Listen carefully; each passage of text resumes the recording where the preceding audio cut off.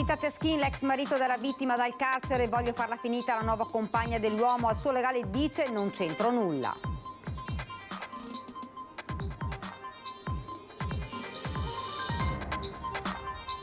Domani mattina gli interrogatori dei 4 arrestati per il delitto di Conegliano, i loro avvocati fanno sapere che tutti si avvarranno della facoltà di non rispondere. A Verona uccide il fratello al culmine di una lite e poi si toglie la vita. A Padova accoltellamento in una palazzina, un morto, 2 feriti, altri 2 persone in fuga. Inseguimento a folle velocità all'alba da Mestre Mogliano tra una volante della questura e un'auto finita contro la siepe di una casa. Una residente pensavo fosse scoppiata una bomba, feriti 4 agenti. Prima esce di strada con l'auto, poi rifiuta di sottoporsi all'alcol test e infine aggredisce carabinieri, 36enne arrestato nel Coneglianese la scorsa notte. Nuova allerta meteo da domani pomeriggio in Veneto, possibili fenomeni intensi con grandinate e forti raffiche di vento. Crollo delle adozioni in Veneto negli ultimi 10 anni, bisogna agire sui costi e sulle tempistiche dell'iter, le richieste del forum delle associazioni familiari. Buonasera, ben ritrovati dalla redazione di Treviso. Dunque questi i titoli, lo avete sentito, in primo piano sempre il delitto di Margherita Ceschin, l'ex marito dal carcere dice voglio farla finita. Gli avvocati questa mattina hanno parlato con gli indagati del terribile delitto di Conegliano e domani si avvarranno tutti della facoltà di non rispondere.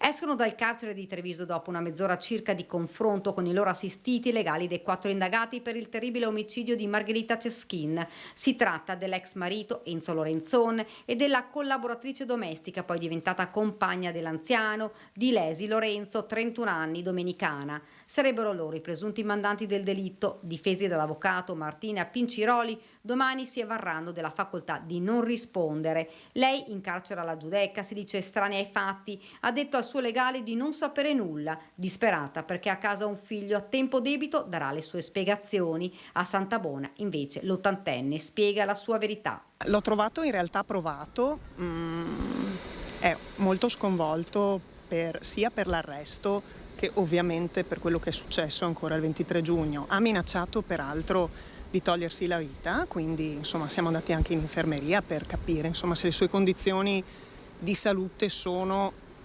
compatibili, idonee alla detenzione in carcere. Sulla compagna Lorenzon ha detto al legale di essere molto preoccupato. L'avvocato Pinciroli è stato contattata dal legale delle famiglie. Lui mi dice che comunque aveva un rapporto frequente, costante anche con i nipoti. Anche l'avvocato Fabio Crea, che difende Joan Maria Guzman, 41 anni, e Luciano Lorenzo Sergio, 38 anni, domenicani coinvolti nell'omicidio, oggi ha incontrato i suoi assistiti. Sono abbastanza sconcertati i miei assistiti dall'essere stati fermati ieri, sia perché professano innocenza, sia per il fatto che non era in alcun modo preventivato da loro alcuna fuga, quindi il presupposto di quello che è il fermo di polizia giudiziaria, cioè la sussistenza di un concreto pericolo di fuga, è effettivamente insussistente. Quindi sono abbastanza sconcertati, anche tenuto conto dell'età e della loro esperienza, non è certamente un'esperienza criminale.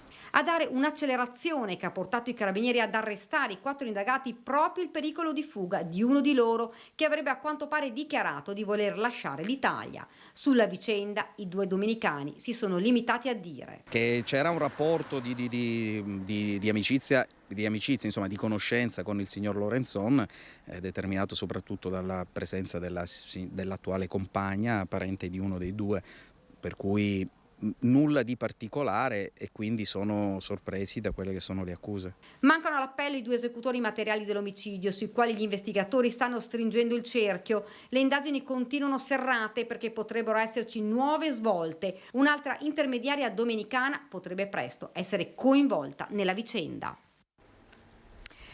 Ero seduta accanto all'ex marito al funerale di Margherita Ceschin, non riesco ancora a capacitarmi, così la sindaca di San Pietro di Feletto, Maria Assunta Rizzo, incredulità anche dell'avvocato che si stava occupando del divorzio di Lorenzon.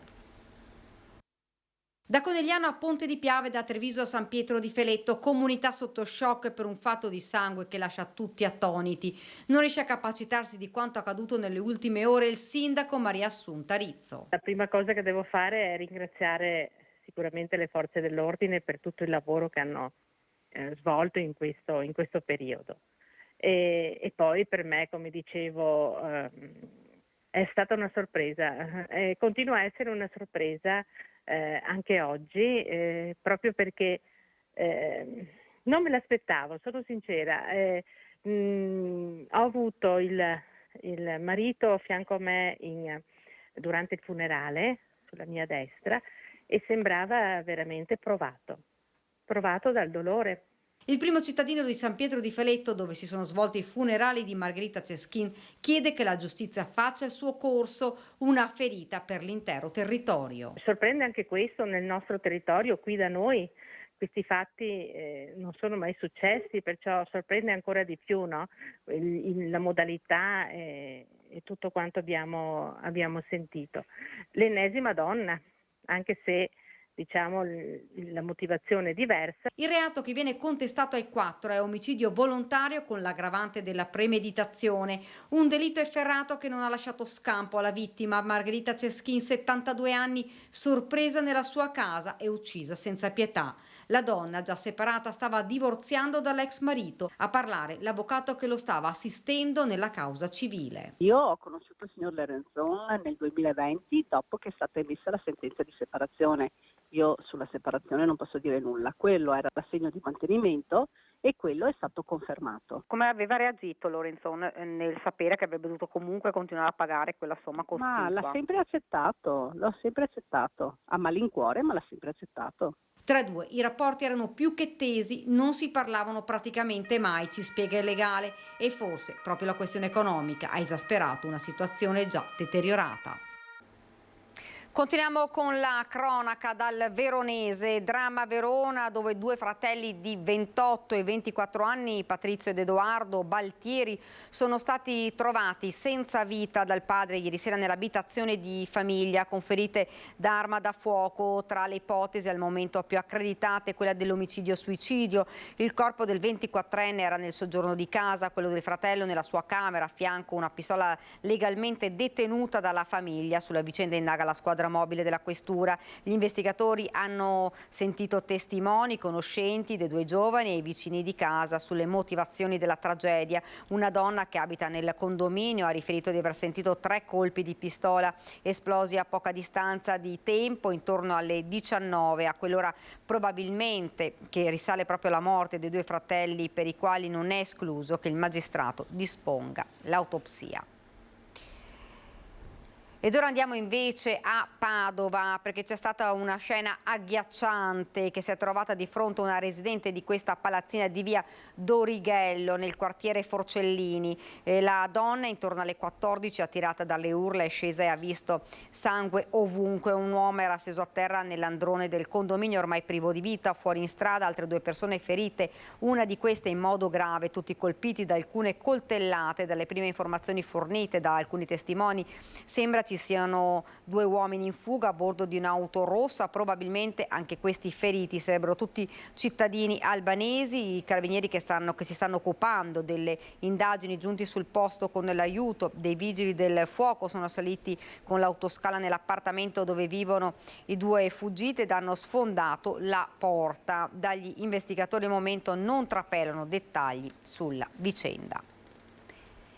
Torniamo invece nel Trevigiano, inseguimento a folle velocità all'alba di questa mattina tra Mestre e Mogliano Veneto. Lo schianto nel Trevigiano, in via Torni, una residente dice: pensavo fosse scoppiata una bomba, arrestato un pregiudicato, 4 poliziotti feriti. Pensavo fosse scoppiata una bomba. Io credevo fosse scoppiata una bomba in casa, perché è un boato incredibile. L'impatto violentissimo tra l'auto della polizia e l'utilitaria in fuga che è finita contro questa siepe. Sono stati attimi concitati. Gli agenti sono usciti dall'auto semidistrutta e assieme ai colleghi giunti sul posto sono riusciti non con poche difficoltà a bloccare il pregiudicato in auto. Tutto è iniziato a Mestre, quando l'auto non si è fermata all'alte della polizia. Ne è nato un inseguimento a folle velocità fino nel Trevigiano, dove prima dello schianto la macchina ha continuato la fuga fra le vie di Mogliano. Devo sentire sirene per un quarto d'ora che correva avanti e indietro. E dopo si è fermato qua davanti, sono venuta fuori e era i carabinieri con la polizia. L'utilitaria correva sul marciapiede, ci racconta questo cittadino. E correva sul marciapiede qua. Sulla macchina? La macchina rossa correva sul marciapiede, sulla pista ciclabile, anche probabilmente se era qualcuno succedeva qualcosa anche. Sul posto a supporto anche i carabinieri. L'automobilista, un 45enne italiano pregiudicato, non ha avuto scampo. Dopo l'impatto è stato arrestato. Ho visto quest'auto incastrata dentro al fosso e con gli agenti che stavano già cercando di estrarre il conducente. E al momento io ho pensato fosse un incidente, proprio che lo stessero cercando di salvare, invece cercavano di bloccarlo perché probabilmente cercava di scappare. 4 poliziotti sono rimasti feriti leggermente, sono stati portati negli ospedali di Treviso e Mestre per essere medicati. L'auto della polizia, ci racconta, era distrutta. Distrutta l'auto, al centro strada distrutta, e invece una macchina rossa, un'utilitaria rossa qui dentro al fosso, non aveva grandi danni. All'interno della macchina del 45enne sono stati trovati arnesi da scarso, soldi e droga.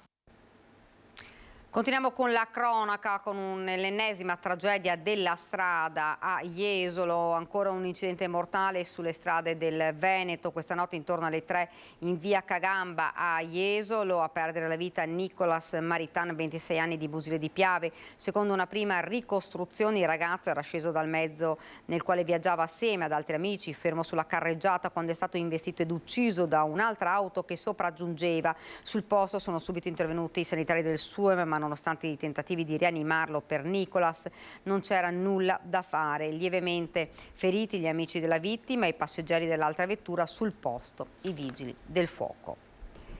E grave incidente questa mattina intorno alle 10 nella galleria dei Serrai sulla strada provinciale 641 che porta a Malgacciapella nel comune di Roccapietore. Coinvolti un'auto, un camper, una moto. Il motociclista di 60 anni è rimasto gravemente ferito ed è stato trasportato all'ospedale di Belluno con l'elicottero. In ospedale anche 3 bambini sotto shock. Sul posto sono intervenute le squadre dei vigili del fuoco di Agordo e i volontari di Caprile insieme ai carabinieri e al personale del SUEM. La strada è stata chiusa per consentire i rilievi e la rimozione dei veicoli coinvolti. Cronaca ancora, si rifiuta di sottoporsi all'alcol test e poi aggredisce i carabinieri. 36enne è stato arrestato. Viaggiava nel Coneglianese al volante di un'auto quando ha perso il controllo del mezzo finendo fuori strada. Prima ha abbattuto alcuni segnali stradali, poi ha terminato la sua corsa contro un veicolo parcheggiato. In pochi istanti sul posto sono arrivati i carabinieri, ma il 36enne trevigiano, di fronte alla richiesta dei militari di sottoporsi all'alcol test, ha reagito con violenza, rifiutandosi prima di effettuare la misurazione del tasso alcolemico per poi inveire aggredendo i carabinieri, che sono stati costretti a immobilizzarlo. L'uomo è stato arrestato per resistenza e violenza pubblico ufficiale, arresto convalidato in giudizio per direttissima in tribunale a Treviso. Per il 36enne è stato disposto l'obbligo di dimora. Aveva proposto su un sito di annunci economici l'affitto di un appartamento per le vacanze a Jesolo, facendosi versare da una 34enne trevigiana su un conto corrente 200 euro come caparra, per poi rendersi irreperibile. Denunciato dai carabinieri un 47enne, modalità simili per un'altra truffa scoperta dai carabinieri, che hanno deferito in stato di libertà un 41enne romano che durante la trattativa per l'acquisto di un condizionatore messo in vendita su internet da un 30enne della Castellana convinceva quest'ultimo a versargli su carta prepagata quasi 1.000 euro, rendendosi poi irreperibile. Ed ora ci fermiamo qualche istante di pubblicità.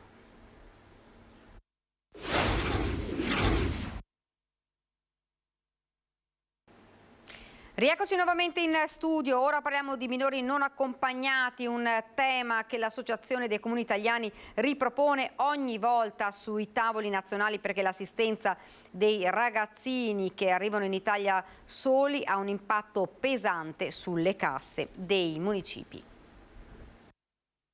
Io oggi ho 54 minori stranieri non accompagnati in capo al comune, che costano, lo dico anche al collega Crosato, in base alle esigenze, però arrivano a costare anche 200 euro al giorno a bambino, a ragazzo, e lo Stato ti rimborsa circa 100 euro. Giungono in Italia da paesi extra Unione Europea senza genitori o familiari ad assisterli. Sono i minori non accompagnati di cui i comuni devono farsi carico dal momento dell'arrivo fino alla maggiore età, con costi significativi. Per il comune di Treviso costano 1.300.000 euro all'anno, ma per il comune di Padova si arriva oltre ai 3 milioni. Ho parlato con il sindaco Giordani, che mi pare che ne ha in gestione circa 140-150, perché più grande diventa il comune, più grande diventa il problema, più piccolo diventa, però poi in proporzione il peso di questi costi è lo stesso a Cessalto così come a Treviso. Emblematico quanto accaduto esattamente un anno fa a Cessalto. Era stato lo stesso primo cittadino, Crosato, a raccontare la storia di 2 ragazzini dell'est Europa di circa 16-17 anni abbandonati all'autogrill lungo l'autostrada A4. Il comune decide di accoglierli in una struttura protetta. Le strutture protette giustamente costano, perché comunque avere la responsabilità tutti i giorni di un bambino, di un ragazzo, un minorenne, comunque è una forte responsabilità, e quindi allo stesso modo ci sono dei forti costi, e quindi questo poi verrà progressivamente restituito dal Ministero, però non è una cosa immediata e soprattutto in percentuale non è del 100%. Quindi in un anno quanto le sono costati? Siamo sui 12.000 euro a ragazzo, e che sosteniamo fino a quando non diventano maggiorenni.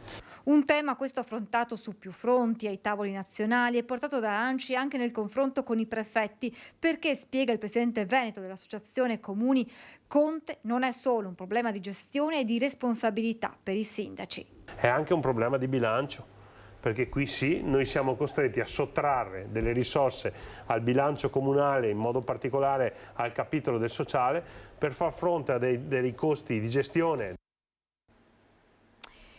Crollo delle adozioni in Veneto negli ultimi 10 anni, bisogna agire sui costi e sulle tempistiche dell'iter, le richieste del forum delle associazioni familiari. In Veneto nel 2012 le coppie che hanno richiesto l'autorizzazione d'ingresso di minori stranieri in Italia erano 233, nel 2022 appena 40. Un crollo di adozioni di quasi l'83% in 10 anni, frutto delle tensioni internazionali, ma non solo. Il problema poi si è riversato in tempi che si sono sempre più allungati e in famiglie che arrivano a sostenere costi che giungono fino ai 30.000 euro per poter sostenere un'adozione internazionale che si può articolare in periodi prolungati che arrivano fino a 4 o 5 anni. Secondo i dati della Commissione per le adozioni internazionali risultano ancora in calo quelle concluse tra gennaio e giugno 2023. Il primo semestre vede 248 adozioni realizzate contro le 273 dello scorso anno, e le prospettive per il secondo semestre non sono rosee. Non si sono ridotte solo le adozioni, ma si sta assottigliando i ranghi delle persone disponibili all'adozione. Intervenire sull'iter e sui costi è per il forum delle associazioni familiari quanto mai urgente. Che i percorsi vengano semplificati, che vi siano a livello internazionale nuovi accordi che favoriscono dei percorsi di adozione, e che i costi per le adozioni internazionali vengano parificati a quelli delle adozioni nazionali, cioè azzerati. Tutto questo in un quadro quanto mai drammatico dal punto di vista demografico per il Veneto, che secondo le stime vedrà la sua popolazione passare dagli attuali 5 a 4 milioni di abitanti. Anche questo è un segnale negativo che dobbiamo raccogliere e che deve preoccuparci. Dentro un quadro di denatalità, e qui faccio anche un annuncio, il 19 di ottobre realizzeremo i primi stati generali della natalità in Veneto, in collaborazione appunto con la regione e varie forze del nostro territorio. Dentro questo quadro preoccupante, ogni figlio in più che arriva dovrebbe essere un patrimonio e dovrebbero essere stesi i tappeti rossi. Parliamo ora di maltempo. La Protezione Civile del Veneto ha emesso un nuovo avviso di instabilità meteorologica a partire da domani pomeriggio, con probabilità in aumento di rovesci e temporali dalle zone montane e pedemontane, in successiva estensione dalla serata anche ad alcune zone della pianura. Martedì 25 luglio sono attese fasi di instabilità con rovesci e temporali sparsi o a tratti diffusi. Saranno possibili fenomeni intensi associati a forti rovesci locali, grandinate, forti raffiche di vento. Emesso lo stato di attenzione, allerta gialla dalle 14 di domani alla mezzanotte di mercoledì 26 luglio sui bacini idrografici. Centri storici che cambiano volto, simbolo di una società che si modifica. Da Confcommercio Treviso un appello alle istituzioni. Attenzione che ogni politica che si va ad incidere è proprio il termometro dell'investimento profuso, è proprio quello di verificare quanto e come è stato inciso nella vita delle persone. Locali storici che chiudono, negozi sfitti, centri che ridisegnano la propria fisionomia, cartina tornasole di città che cambiano di pari passo con una società che si evolve. Si modificano le esigenze e le richieste dei cittadini. È un problema atavico di tutti i centri storici. Cambierà un po' il mercato all'interno dei centri storici, è una dinamica di un mercato che tu fin là puoi fermare, fino a lì puoi fermare. E il fatto che pian piano, anche per dimensioni delle auto, anche per il grado di inquinamento che l'Unione Europea ci sanziona ogni volta, e vogliono che le auto stiano fuori dai centri storici, e avanti, chiaramente qualche negozio di questi ha sofferto di questa situazione.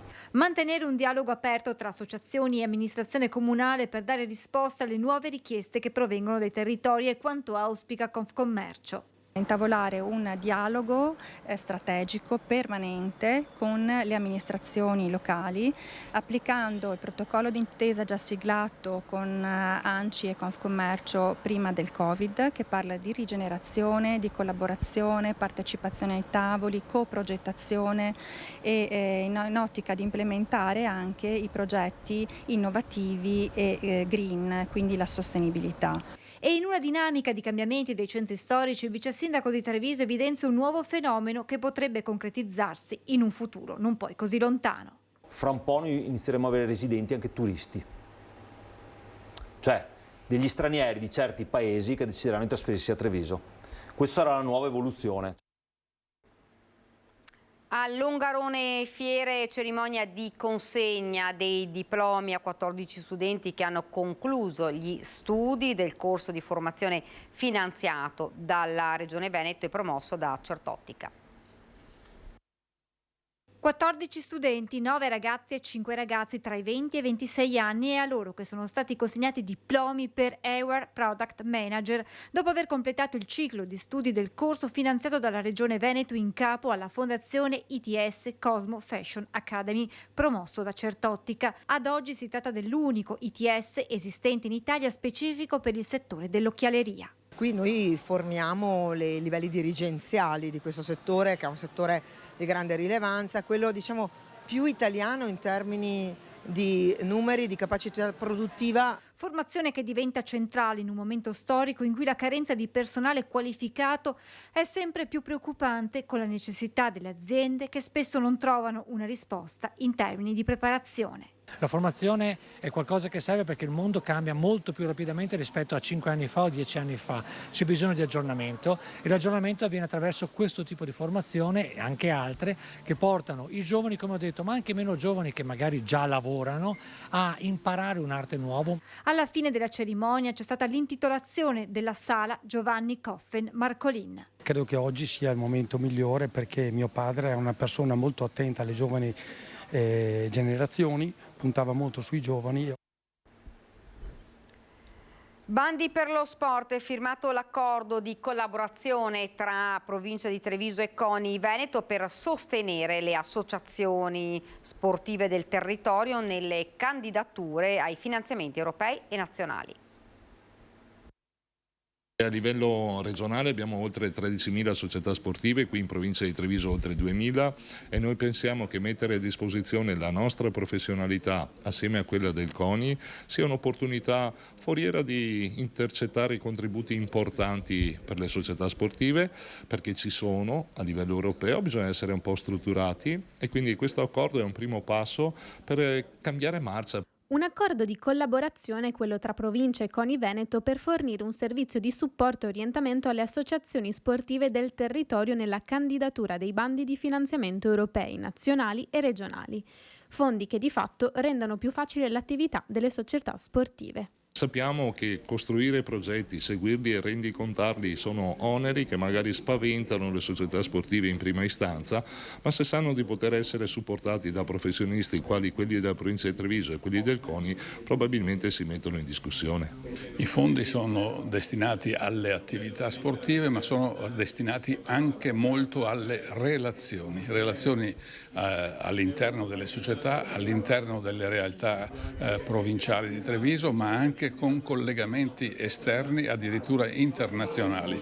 I progetti europei prevedono partnership con realtà anche esterne all'Italia, e questo allarga gli orizzonti dei ragazzi che praticano sport, li aiutano a diventare cittadini dell'Europa. L'accordo, il primo sottoscritto a livello regionale, prevede che la provincia comunichi al CONI i nuovi bandi attivati dall'Unione Europea, dallo Stato o dalla Regione, in modo che il Comitato possa informare tempestivamente le associazioni sportive territoriali sulle opportunità di finanziamento. Questi progetti vengono sostenuti con 50.000 euro a crescere, e quindi sono grandi opportunità, grande impegno anche perché poi collegarsi con il resto dell'Europa, con partner internazionali è impegnativo, ma dà grande soddisfazione. Il trevigiano Fabio Dartore in Mongolia con una spedizione internazionale per mappare i grandi carnivori del deserto dei Gobi. C'è tutta una questione appunto di declino di specie all'apice, diciamo, della catena alimentare, tra cui appunto queste specie, e stiamo studiando le dinamiche per capire le strategie di conservazione. Da Pederoba alla Mongolia per mappare la presenza di due specie tanto difficili da trovare quanto importanti per la catena alimentare e l'equilibrio naturale. In veste non solo di tecnico faunistico, ma anche di presidente di un'associazione internazionale che si occupa di fauna selvatica, con sedi e progetti in corso anche in Guatemala, Namibia e Repubblica Popolare del Congo, Fabio Dartore è partito insieme a 5 colleghi verso il deserto del Gobi, una spedizione complessa innanzitutto per le distanze e le condizioni ambientali. L'ambiente stesso è estremo, quindi dopo 2 voli per arrivare a Ulaanbaatar, che è la capitale, abbiamo tutto un giorno di macchina su asfalto per arrivare appunto in un paesino, e dopo di là un'altra giornata intera di sterrato, come vedete poi sui filmati, per arrivare nell'area di studio, quindi molto complicato anche a livello logistico. Chilometri su chilometri per posizionare le fototrappole e raccogliere poi i dati. Abbiamo fatto un disegno di campionamento di un'area di 500 km², dove abbiamo installato 50 fototrappole con una griglia posizionate in modo sistematico, e nel lungo periodo vedremo poi quali sono le dinamiche di vita di questi animali, quindi la presenza, la densità, i ritmi di attività, l'uso del territorio e la sovrapposizione con altre specie. Spedizioni in cui bisogna avere tutti gli accorgimenti del caso. Si fa attenzione con il giusto approccio, ma noi siamo abituati a muoverci su ambienti appunto con questi tipo di mammiferi carnivori. L'attività dell'associazione continuerà con una spedizione nei prossimi mesi in Guatemala. Fondamentale è che i finanziamenti proseguano e che i paesi che custodiscono patrimoni naturali immensi facciano ulteriori passi in avanti per la loro conservazione.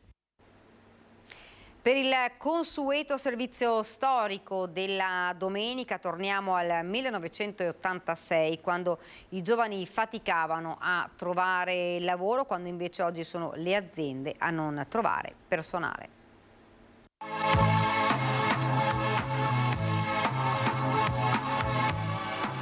Grosse novità sul piano occupazionale per la Marca trevigiana. L'applicazione del piano straordinario per l'occupazione giovanile, che costituisce il testo della legge 113 dell'11 aprile scorso, offrirà concrete possibilità per un reale contributo alla soluzione di un problema, qual è quello dell'occupazione, che molto si fa sentire nella nostra provincia. Detto in sommi capi, il piano prevede che nel territorio nazionale vengano assunti 40.000 giovani, metà dei quali da collocarsi nelle aree in crisi.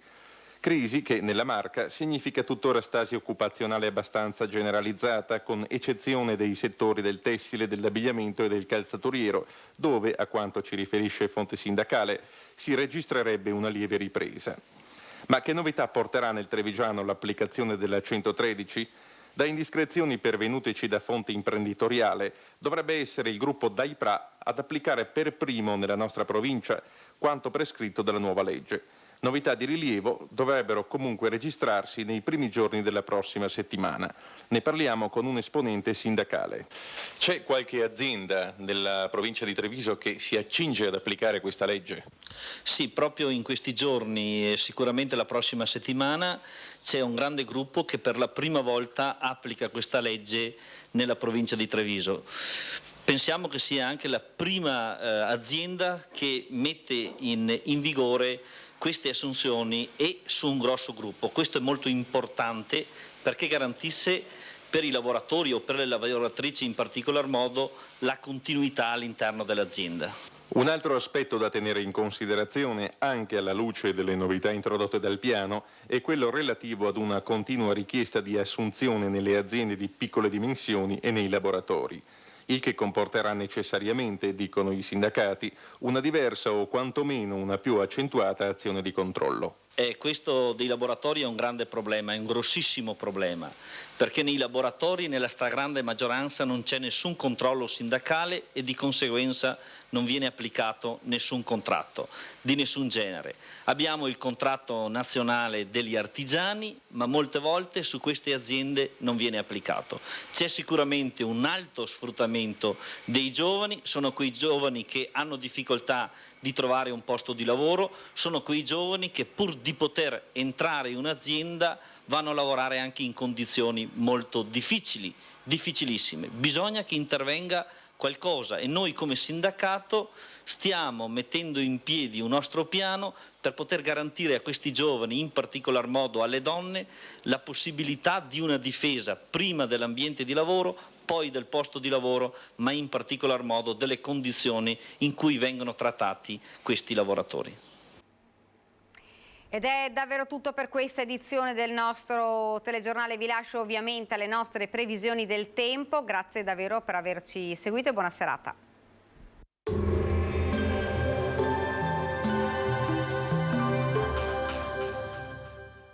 Entra nel mondo Lolato. Da oltre 40 anni un team di professionisti per migliorare la qualità della tua vita. Centro del piede con servizi di podologia, laboratorio per la produzione di plantari e calzature su misura. Bentrovati al meteo. La nuova settimana esordirà con la recrudescenza del caldo. L'alta pressione africana si rafforzerà ulteriormente. Vediamo insieme il dettaglio. Sul Veneto la giornata di lunedì 24 luglio sarà soleggiata. In montagna spazi di sereno alternati ad annuvolamenti che potranno dar luogo ad alcune piogge, possibili poi fin verso le pianure limitrofe. Temperature di indiscreto aumento, minime tra 18 e 24 gradi, massime con punte di 35 gradi. Spostiamoci ora sul Friuli Venezia Giulia. Anche in questo caso tanto sole, cielo sereno. Sulla zona montana isolati rovesci o temporali sparsi di pomeriggio, in locale estensione alle aree circostanti. Temperature minime tra 19 e 23 gradi, massime sui 31-33 gradi. Infine diamo uno sguardo alla situazione del Trentino Alto Adige, dove sarà soleggiato ma con l'aumento della probabilità di qualche temporale pomeridiano. Temperature minime intorno a 16-18 gradi, massime sui 32-34 gradi. Dal meteo di Antena 3 per ora è tutto, arrivederci al prossimo aggiornamento.